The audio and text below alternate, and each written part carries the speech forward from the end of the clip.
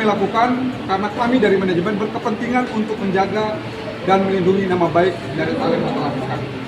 Jadi tadi kami sudah melakukan pengaduan dan Buntut difitnah, Rosa abaikan Betran Peto saat konser, ungkap potensi kerugian. Rosa ungkap terancam kerugian puluhan miliar saat difitnah abaikan Betran Peto saat konser. Diketahui buntut dari tudingan Rosa yang mengabaikan putra sulung dari Ruben Onsu, Betran Peto, saat konser di Kuala Lumpur, Malaysia, pihaknya melaporkan pelaku penyebar fitnah ke polisi. Sementara Ihsan Tualeka selaku juru bicara manajemen Rosa mengatakan hal itu dilakukan karena artisnya telah terikat kontrak kerja dengan berbagai pihak. Dilansir dari YouTube Cumi Cumi pada Jumat 21 Juli 2023, Ihsan mengungkapkan jika pihaknya melakukan hal tersebut karena artisnya Rosa terikat dengan kontrak atau kerjasama dengan berbagai pihak. Sedangkan dalam perjanjian kontrak kerja, Ihsan Tualeka menjelaskan Rosa harus menjaga nama baiknya.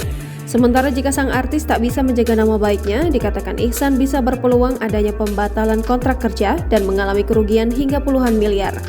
Terkait hal itu, pihak dari Rosa lantas melaporkan tudingan tersebut ke polisi karena akan merusak nama baik artisnya tersebut.